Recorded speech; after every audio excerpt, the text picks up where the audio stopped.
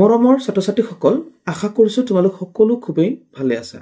ছাত্ৰ-ছাত্ৰীসকল, তোমালোকে হয়তো ভাবি আছা যে অসম ৰাজ্যিক প্ৰাথমিক শিক্ষক সন্মিলনীয়ে প্ৰজ্ঞান প্ৰতিভা সন্ধানী পৰীক্ষাৰ ৰিজাল্টটো কিয় দিয়া হোৱা নাই, কাৰণ তেওঁলোকে 2 মে তাৰিখতে ৰিজাল্ট দিয়া কথা কৈছিলে, কিন্তু আজি 2 মে তাৰিখ পাৰ হৈ গ'ল, অথচ ৰিজাল্টটো দিয়া হোৱা নাই।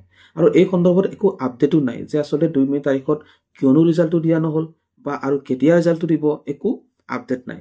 তথাপিতো মই এই ভিডিঅ'ত দুটা তোমালোকক কথা কম, আচলতে 2 মে তাৰিখৰ ৰিজাল্টটো কিয় দিব পৰা নগ'ল, ঠিক আছে। এইটো মোৰ ব্যক্তিগত ধাৰণাৰ কথা কম আৰু সম্ভৱতঃ সেইটোৱেই কাৰণ হ'ব পাৰে।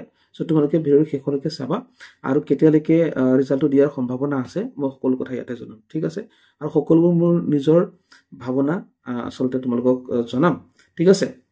চ' তোমালোকে গম পাইছাই যে বৰ্তমান অসমত পঞ্চায়ত ইলেকশ্যন চলি আছে, ঠিক আছে। আৰু পঞ্চায়ত ইলেকশ্যনৰ কামত আমাৰ সকলো শিক্ষক জড়িত আছে।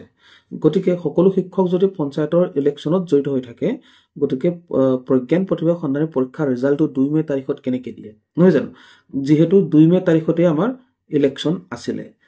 আৰু এটা দিনত ইলেকশ্যন হ'ব, কাৰণ আমাৰ অসমত 2টা পৰ্যায়ত ইলেকশ্যন হৈছে। এই প্ৰথম পৰ্যায়ৰ ইলেকশ্যনটো হৈছেহে, চ' দ্বিতীয় পৰ্যায়ৰ ইলেকশ্যনটো 7 মে তাৰিখত হ'ব, ঠিক আছে।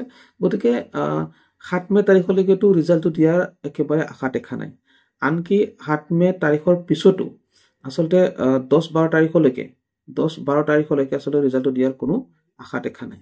গতিকে মোৰ হিচাপত এই ৰিজাল্ট আচলতে প্ৰজ্ঞান প্ৰতিভা সন্ধানী পৰীক্ষাৰ ৰিজাল্টটো 15 তাৰিখৰ পিছত হে দিয়াৰ মই সম্ভাৱনা দেখি পাইছোঁ। মানে মই ভাবিছোঁ আচলতে 15 তাৰিখৰ পিছতহে হয়তো দিব, আৰু তেওঁলোকে হয়তো কিবা আপডেটো দিব পাৰে। গতিকে কিবা আপডেট যদি থাকে মই তোমালোকক জনামেই। গতিকে এনেকুৱা ইনফৰমেশ্যন আগলৈ পাই থাকিবৰ কাৰণে চেনেলটোৰ লগত জড়িত হৈ থাকিবা, আৰু যেতিয়া ৰিজাল্টটো পোৱা যাব তোমালোকক মই ভিডিঅ'ৰ মাধ্যমেৰে জনাই দিমেই। গতিকে তোমালোকে জড়িত হৈ থাকিবা। চ' ৰিজাল্টটো কিয় আচলতে দিব পৰা নাই তোমালোকে গম পাইছা যে অসমত ইলেকশ্যন চলি আছে, আৰু ইলেকশ্যনৰ কামত শিক্ষকসকল জড়িত হৈ থকাৰ কাৰণে প্ৰতিভা সন্ধানী পৰীক্ষাৰ ৰিজাল্টটো সম্ভৱতঃ দিব পৰা নাই, ঠিক আছে। আৰু তেওঁলোকে আপডেট দিবলৈও আচলতে সময় পোৱা নাই, বেলেগ বেলেগ কামত ব্যস্ত, মানে ইলেকশ্যনৰ কামতেই ব্যস্ত।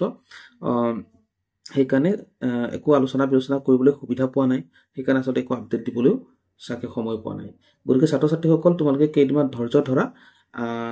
এই মে মাহতেই 3 নম্বৰ সপ্তাহত ৰিজাল্টটো দিয়াৰ সম্ভাৱনা মই দেখিছোঁ। গতিকে যেতিয়া ৰিজাল্টটো দিয়ে মই তোমালোকক আপডেট কৰি দিম। তোমালোকে জাষ্ট চেনেলৰ লগত জড়িত হৈ থাকিবা। কিন্তু এটাই মোৰ তোমালোকলৈ অনুৰোধ থাকিব, তোমালোকে মানে ভিডিঅ'টো শ্বেয়াৰ কৰি দিবা তোমালোকৰ বন্ধুসকলৰ মাজত, আৰু চেনেলটো ছাবস্ক্ৰাইব কৰি ৰাখিবা, ঠিক আছে।